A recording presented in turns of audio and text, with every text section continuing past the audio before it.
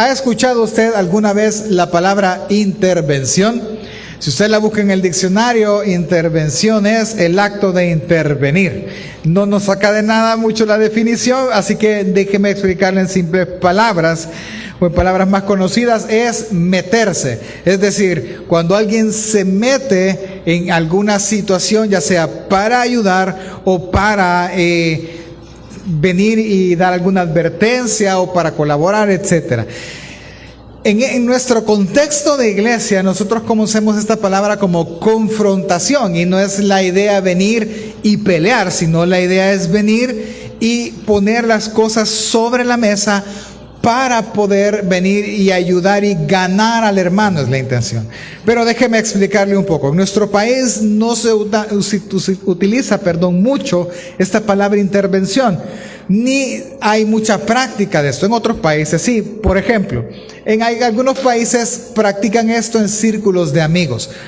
Por ejemplo, si un amigo de repente tuviese algún vicio, una relación tóxica o algo que le esté impidiendo poder salir adelante o le está causando más problemas que beneficios, su grupo de amigos, aquella persona que lo estiman, organizan una intervención. ¿Qué es esto? Vienen ellos y de repente lo invitan a cenar o están todos en su casa antes que él llegue, y cuando están ya todos juntos, junto con la persona que va a ser intervenida, vienen ellos y están parados todos y lo ven, y la persona entiende qué es lo que van a hacer y sale el vocero. Bueno, estamos aquí porque queremos hacerte una intervención. ¿Qué es? Te queremos decir que tu relación, este vicio, esta situación no es de beneficio para ti. Así que debieras tú cambiar esto, lo otro, hacer aquí, hacer allá. Y lo que están haciendo es aconsejándole. Ellos intervinieron para aconsejarle el cambiar su forma de vida, por decirles algo. Eso es una intervención.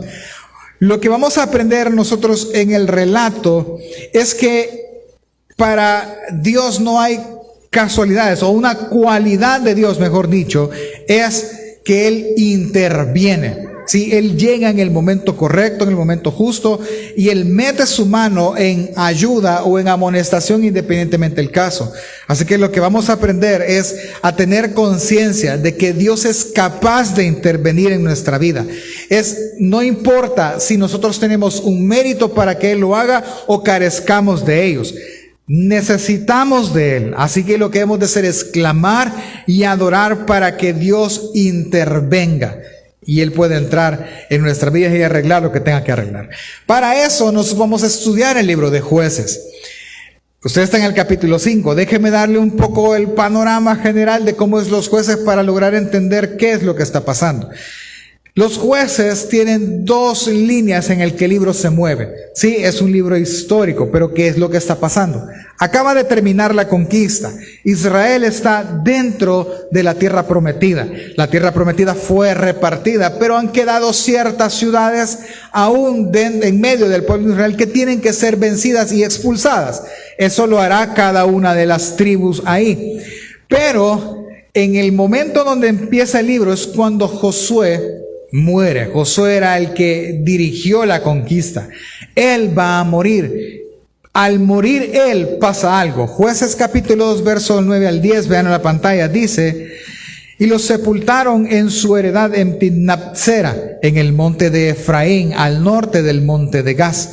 Y toda aquella generación también fue reunida a sus padres. Es decir, no solo muere Josué, sino que mueren todos los que entraron con Josué. Al morir todos ellos, dice la Biblia, y se levantó después de ellos otra generación que no conocía a Jehová, ni la obra que él había hecho por Israel. Al morir Josué, entonces el pueblo comete un error. ¿Cuál es el error que comete el pueblo? Ellos empiezan a hacer lo que bien les parece. Entonces Jueces relata una historia muy simple. Relata cómo el pecado viene y es degenerativo, es decir, empieza a degradar a la persona, a a la familia, a la iglesia, lo que sea, lo empieza a hacer peor cada vez hasta llegar a su punto más bajo. De hecho, el libro de los Jueces dicen que es ese ciclo, muestra ese ciclo, pero no solo un ciclo repetitivo, sino que un ciclo descendiente. Desde tener a jueces muy buenos a tener jueces muy malos. Jueces, por ejemplo, se me ha olvidado el penúltimo juez de los principales, el que sacrifica a su hija, que dice, si tú me das la batalla, la victoria en esta batalla, yo voy a sacrificar a la primera persona que salga de mi tienda. Y la primera persona es su hija y la sacrifica. Es por el concepto de Dios que él tenía culpa de las naciones que lo rodean. Entonces ellos vienen y empiezan a hacer peores y peores. El ciclo es este. Acompáñenme por favor en la pantalla y véanlo. Vamos a empezar desde la idolatría. Como el pueblo no conocía a Dios, ellos empezaron a idolatrar. Luego, cuando el pueblo idolatra, Dios manda un juicio. Luego del juicio, como la cosa se pone muy fea, el pueblo se arrepiente. Dios levanta un juez para liberarlos y Dios trae paz por medio de este juez. Y el ciclo vuelve a empezar. Pastor, pero ¿por qué si llegan a paz? ¿Por qué el ciclo vuelve a empezar? El ciclo, empieza cuando el juez muere. Cuando el juez muere, ya no hay nadie que provea de las ordenanzas de Dios, que provea de guía o que gobierne al pueblo. Y cuando el pueblo no es gobernado, entonces hace lo que bien le parece y de nuevo, idolatría, juicio, arrepentimiento, Dios levanta un libertador, trae paz, muere el que lo liberta, vuelve el pueblo a ir y el ciclo se está repitiendo durante toda la historia. Estos son años, familia, entre juez y juez hay 40, 20 años, o sea, hay toda una generación. Cada vez que la generación cambiaba, esto sucedía. Aquí, solo en este texto nosotros podemos aprender mucho, solo en esto podemos meditar un montón por qué es que el ciclo se repite. Y la respuesta es muy simple. Es que cuando el pueblo no es dirigido por alguien, cuando el pueblo no somete su voluntad a la guianza de alguien, entonces se pierde. Cuando, por ejemplo, los papás no guían a sus hijos correctamente, ¿qué va a pasar con sus hijos? Se van a perder. Cuando los matrimonios no someten su matrimonio a la guianza de Dios, el matrimonio se va a perder. Y así sucesivamente. Porque donde no hay una guía que lleve a Dios, el pueblo se va a perder. Ahora bien, en Jueces hay otra particularidad, que es que había una cascarita. Hay algo que Dios dejó para probar al pueblo, para ver si el pueblo seguiría sus mandamientos. Quizás no es tan importante esta cascarita porque es el mismo ciclo. Él dejó que el pueblo de Israel viviera, en medio del pueblo de Israel vivieran ciertas ciudades cananeas que los inclinaban a eso. Una cosita pequeña. Pero si esa cosita pequeña no es gobernada a la luz de Dios, entonces el pueblo se perderá. Al final llega a una conclusión. ¿Cuál es la conclusión de los Jueces? Que no solo muestra el ciclo destructivo del pecado a causa de que no es guiado el pueblo bajo el temor de Dios, sino que muestra que el pueblo tiene una necesidad. La necesidad de ser guiada, la necesidad de vivir bajo las ordenanzas de Dios. Y es con lo que termina el libro. Jueces capítulo 21, verso 25 dice, en esos días no había rey en Israel y cada uno hacía lo que bien le parecía. Cuando no hay guianza, cada uno hace lo que bien le parece. Por consecuencia no hay rey, por consecuencia cae la idolatría y todo vuelve a empezar. Por ende, lo que nosotros vamos a ver es una fracción de eso, donde el pueblo se perdió, donde cae el juicio de Dios, Dios levanta a un juez, pero ahora vamos a ver también que Dios interviene en ese momento justo para demostrarle al pueblo y al lector que no necesariamente era el juez quien los libertaba, sino que era Dios. Acompáñenme por favor, capítulo 5, vamos a leer todos juntos del versículo 1 al 9, al 10. Pero este es el canto que viene después de la historia. Veamos el canto. Aquel día Débora y Barak, hijo de Abinoam, entonaron este canto. Cuando los príncipes de Israel toman el mando, cuando el pueblo se ofrece voluntariamente, bendito sea el Señor. Oigan reyes, escuchen gobernantes, yo cantaré al Señor, tocaré música al Señor el Dios de Israel. Oh Señor, cuando saliste de Seir, cuando marchaste desde los campos de Edom, tembló la tierra y se estremecieron los cielos y las nubes derramaron agua. Temblaron los montes al ver al Señor, el Dios del Sinaí, al ver al Señor, el Dios de Israel. En los días de Sangar, hijo de Anat, en los días de Jael, los viajeros abandonaron los caminos y se fueron por sendas escabrosas. Los guerreros de Israel desaparecieron hasta que yo me levanté. Yo, Débora, me levanté como una madre en Israel. Cuando escogieron nuevos dioses, llegó la guerra a las puertas de la ciudad, pero no se veía ni un escudo, ni una lanza entre los 40,000 hombres de Israel. Mi corazón está con los príncipes de Israel, con los voluntarios del pueblo. Bendito sea el Señor. Este es el canto. Pudiésemos estudiar únicamente el canto porque es, en este caso, la repetición de la historia cantada. Pero hay detalles que tiene la historia que hay que verlos para poder resaltar entonces el canto. Así que acompáñenme al capítulo 4. ¿Por qué cantó Débora? Por la liberación que Dios hizo. Esta es una historia un poco complicada porque aquí reconocen que a Débora como juez. Sí, como quien se lleva los honores, ¿verdad? O el título. Cuando muy probablemente no es así. Acompáñenme, por favor, vamos a leer. Jueces 4:1. Cuando murió Ahab, que era el juez anterior, los hijos de Israel volvieron a hacer lo malo ante los ojos del Señor. Y de nuevo viene el ciclo. Y este es un principio que nosotros debemos entender de Jueces. ¿Cuál es? Que cuando muere quien guía el pueblo se pierde. Cuando no hay una guía que lleve al pueblo a Dios, el pueblo se pierde. Cuando el creyente no tiene una guía y no somete su vida a Dios ni al cuidado de una iglesia local, lo que va a pasar es que el creyente se pierde. ¿Por qué? Porque es un patrón bíblico. No simplemente le pasó al pueblo cuando murió Ahab. Veamos el ejemplo. Muere Josué, en el capítulo 2, verso 10, el pueblo se perdió. Muere Otoniel, capítulo 3, verso 11, el pueblo se perdió. Ahora muere Ahab, capítulo 4, verso 1, el pueblo se perdió. Va a morir Débora junto con Barak y el pueblo se va a perder. Y el ciclo se va a repetir. Porque lo que tenemos que aprender es que si la generación que sigue no conoce a Dios, se va a perder. Eso es lo que debemos de aprender. Así que quizás como una aplicación muy rápida, los padres no solo debemos de enseñar con palabras, sino con ejemplo, quién es Dios, qué hace Dios, qué ha hecho por nosotros para que nuestros hijos crean y hagan de Dios su propio Dios y entonces no se pierdan. Es un principio que vamos a ver en todo el libro de Jueces. Pero lo que nos interesa es la historia ahora. El pueblo hace lo que no le conviene, empieza a idolatrar, empieza a hacer lo abominable a Dios. Y entonces Dios mueve a Débora. ¿Quién es Débora? Débora es una profetisa. Y présteme atención, le voy a explicar. El papel del profeta o la profetisa en este caso es simplemente transmitir las palabras de Dios.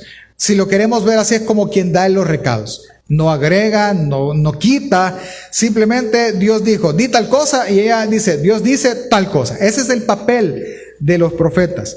Pero el pueblo buscaba a los profetas por su nivel de sabiduría, obviamente, y de relación con Dios, obviamente por obra del Espíritu, para poder hacer justicia en ciertos casos, por decirle algo.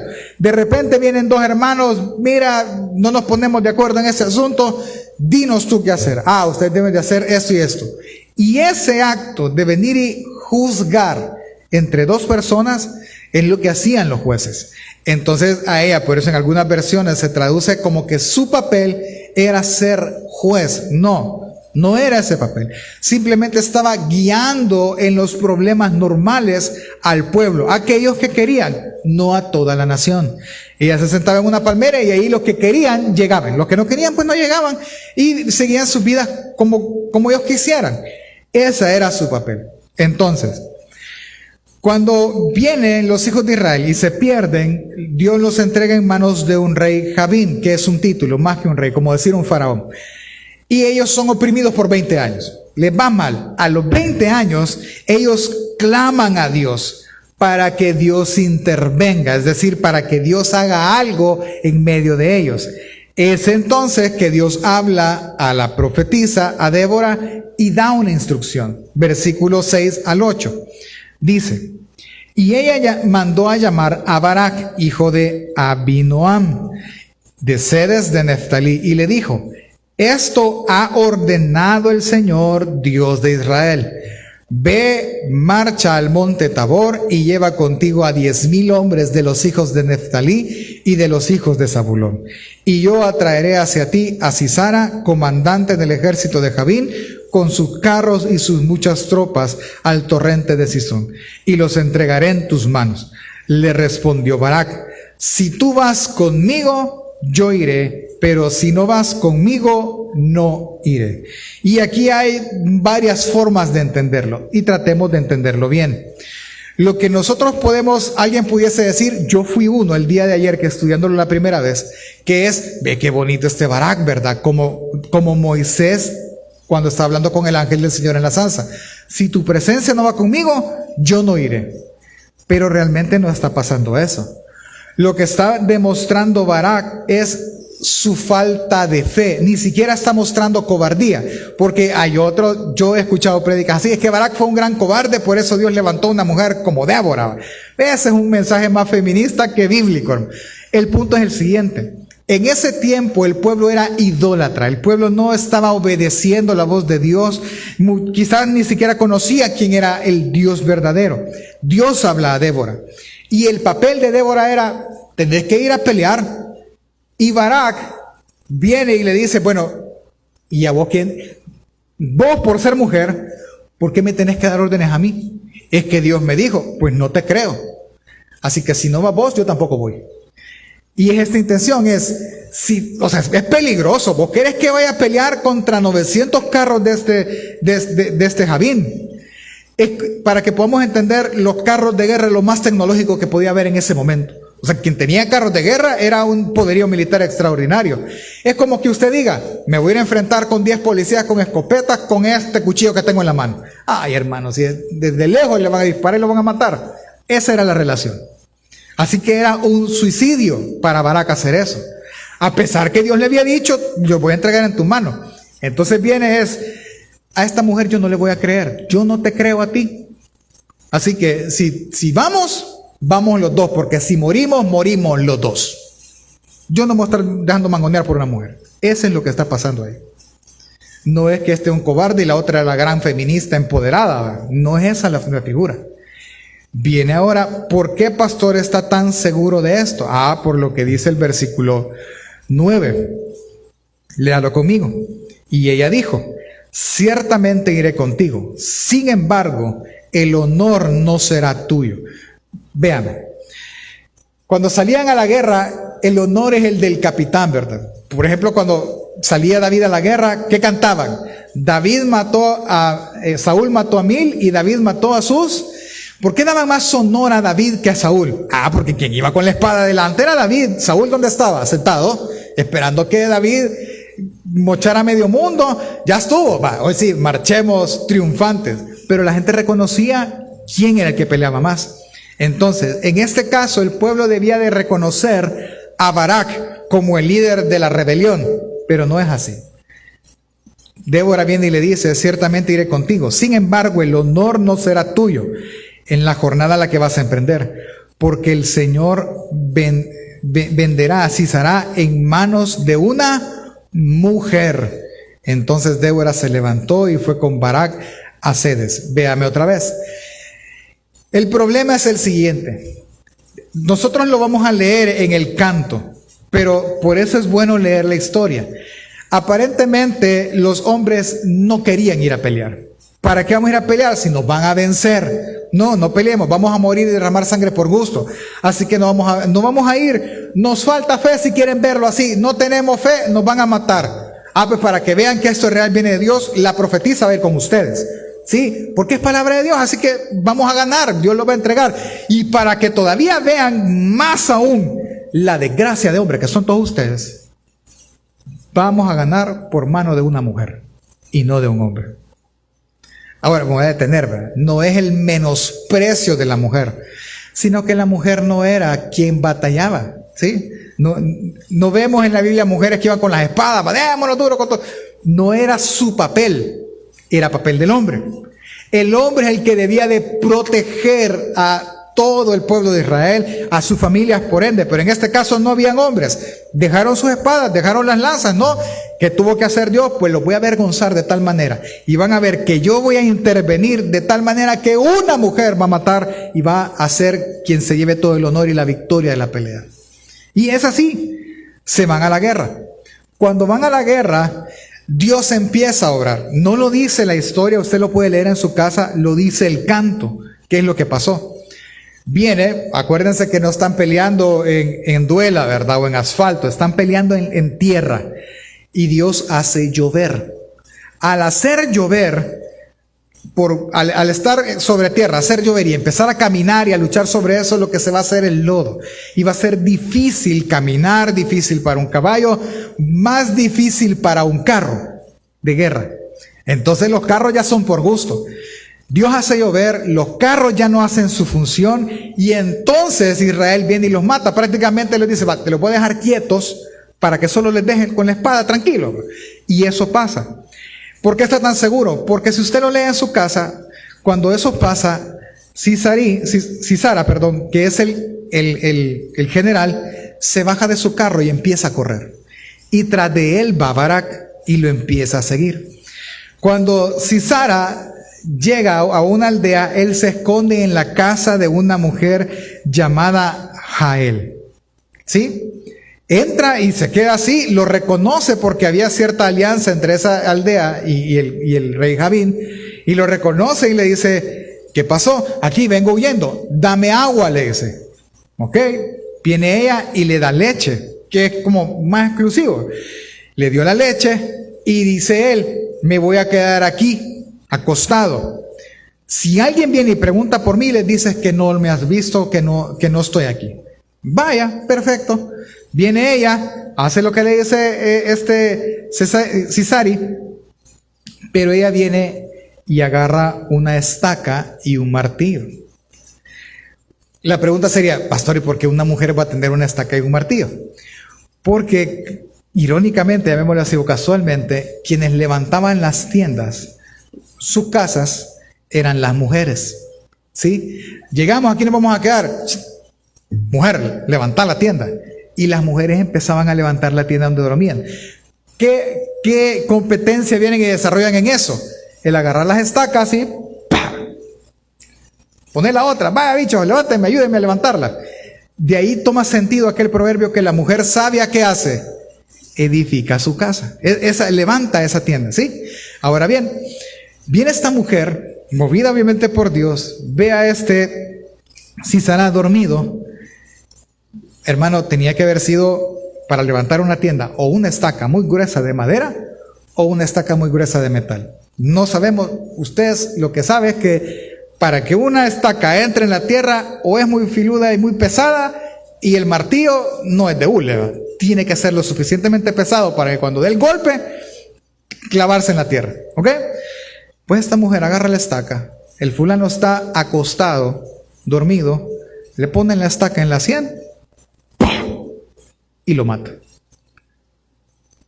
Piense que no es una aguja, ¿verdad?, la que está metiendo en la sien de la cabeza del hombre. Es una estaca, hermano.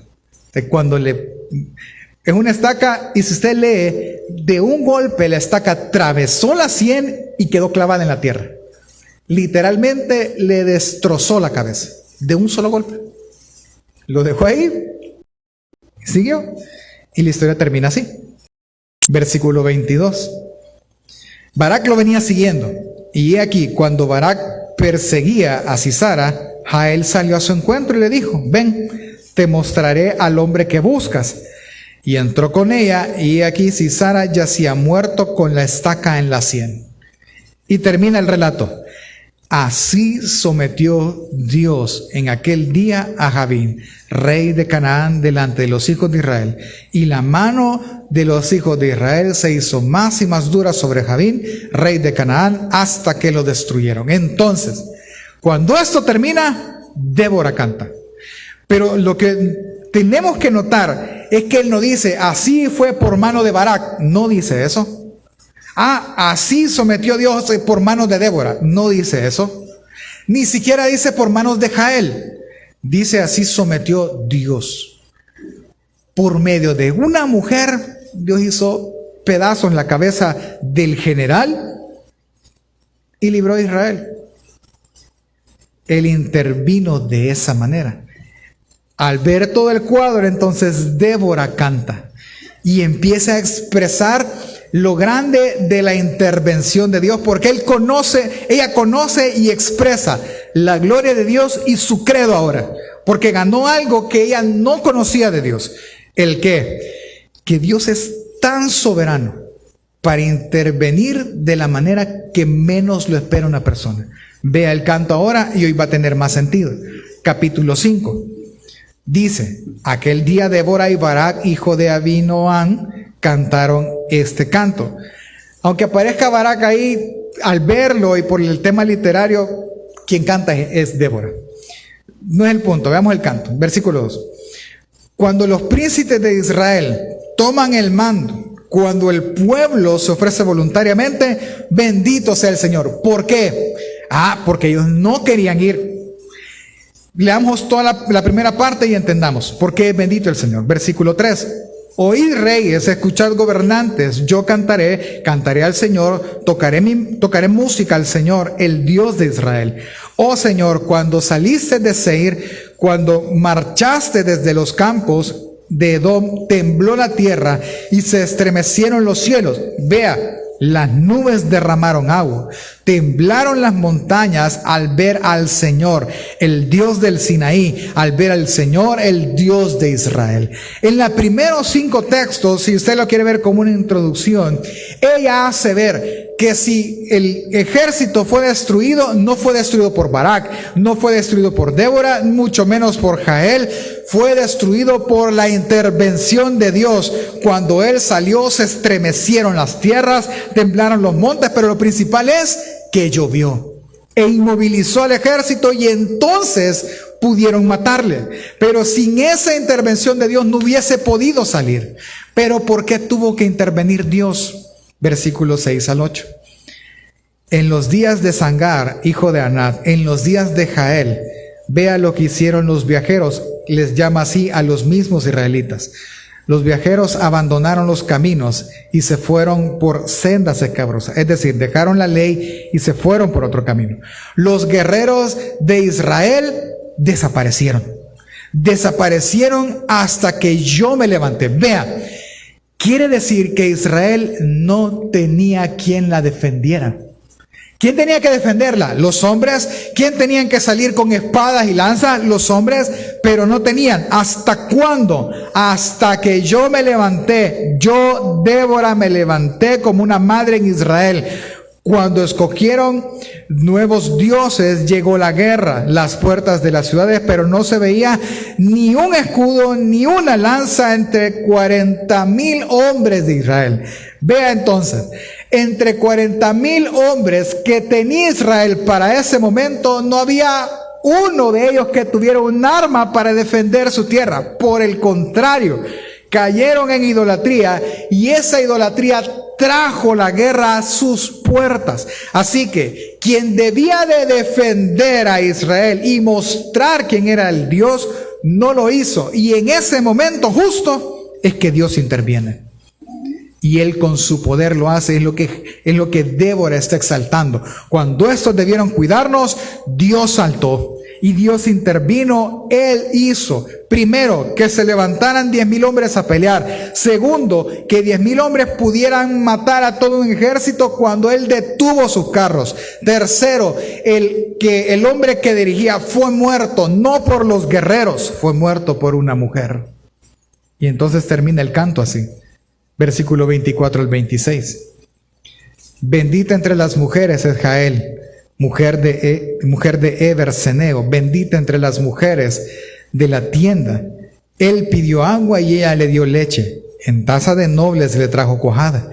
Extendió ella la mano hacia la estaca de la tienda y su diestra hacia el martillo de trabajadores. Entonces golpeó a Sisara, desbarató su cabeza y destruyó y perforó sus sienes. lo hizo pedazos. Lo que la audiencia original, o que los que están leyendo el libro de los Jueces están escuchando es eso. Es que ellos tienen a un Dios que puede intervenir. No necesita los recursos normales para salvar. Simplemente su mano y su soberanía. ¿Cuál, pastor? Es que vea el cuadro completo, y es lo que está saltando Débora. ¿Cuál es el cuadro completo? Bueno, el cuadro es que quien debía proteger no quería. ¿No querés ir? Va. Yo voy a levantar 10,000, me basta. Voy a levantar 10,000, es más, ni van a correr. Yo voy a hacer llover y voy a detener los carros. Y lo que quiero es que acérquense, peleen, detengamos los carros que llovió, bájate Sisara, empezá a correr, mira, para que siga corriendo. Barak, seguilo, Jael, abrí la puerta, ahí va. Dale, pégale ahora. Le pegó. Se acabó. ¿Quién hizo todo eso?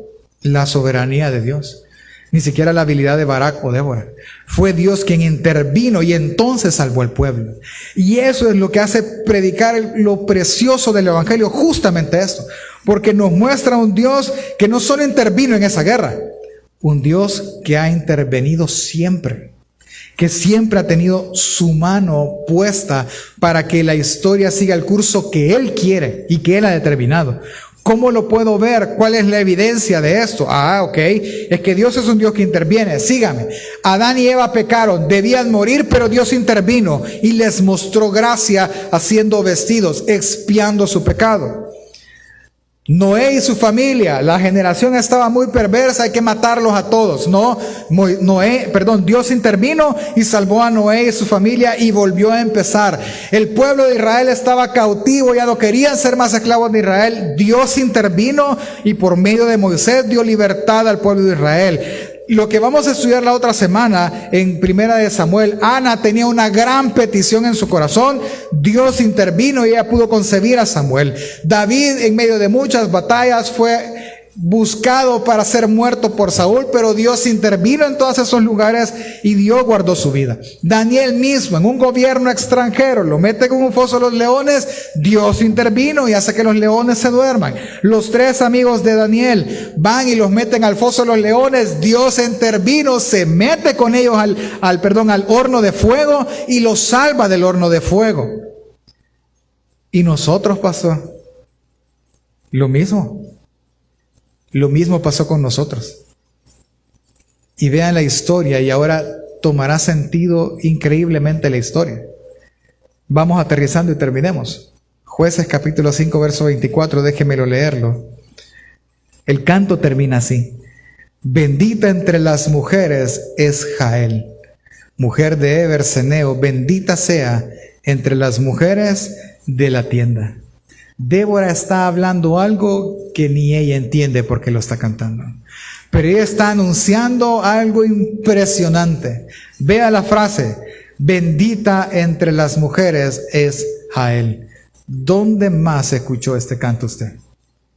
En Lucas capítulo 1, versículo 41 al 42 dice: y aconteció que cuando oyó Elizabeth la salutación de María, la criatura saltó en su vientre. Elizabeth fue llena del Espíritu Santo y exclamó a gran voz y dijo: bendita tú entre las mujeres y bendito el fruto de tu vientre.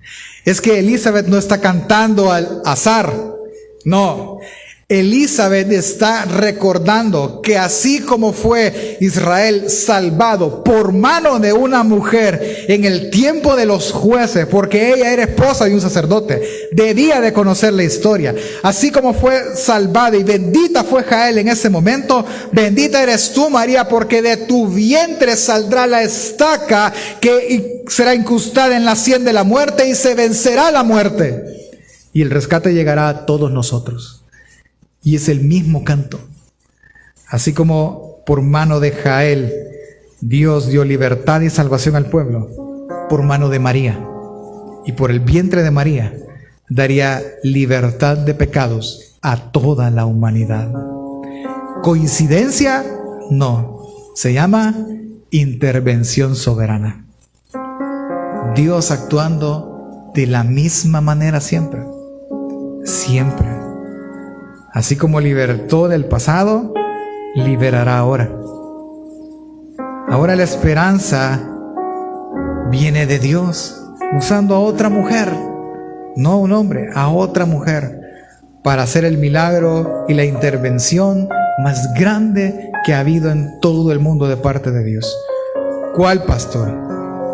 Que el Verbo se haya hecho carne y haya venido y habitado entre todos nosotros. Ese Verbo viene y encuentra una humanidad oprimida a consecuencia del pecado que practica todo el tiempo, y la hace libre de esa opresión. Encuentra a la humanidad vagando como ovejas que no tienen un pastor que las cuide. Encuentra a la humanidad que no tiene un Dios ni una esperanza en donde poner su corazón. Pero en ese instrumento que fue María, vino el Dios encarnado, vino la luz de este mundo. Y a los que estaban en sombra de muerte, luz les resplandeció. A los que no tenían quien los cuide, Él vino y promete ser el pastor de ellos. Y el buen pastor su vida da por las ovejas. Él promete ser el Dios y la esperanza de aquellos que no tienen ninguna. Él viene y promete ser el Dios que interviene soberanamente cuando le es llamado. Por lo que puedo concluir diciendo, hermano, que necesitamos que Él intervenga entonces en nuestras vidas, como lo hizo con los discípulos.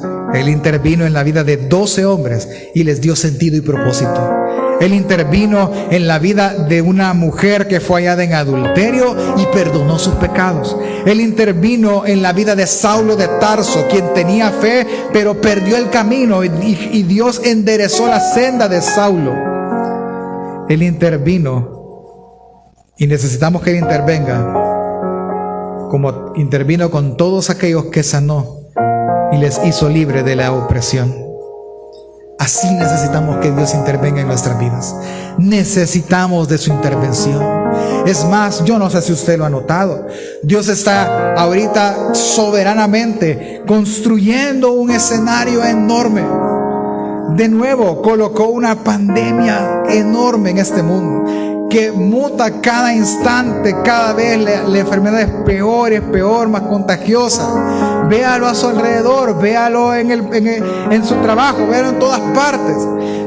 Las noticias, los oficiales que son 600 casos diarios, pero usted y yo sabemos que son más de 1000 al día, personas que se contagian. Él está poniendo todo un escenario, está poniendo toda una crisis, está llevando a crisis financiera al mundo a un punto tal donde todo el mundo tenga que decir que Dios tiene que intervenir nuevamente. Y en ese momento, aquel Dios encarnado que habitó entre nosotros y ahora está sentado a la diestra de Dios, volverá a intervenir.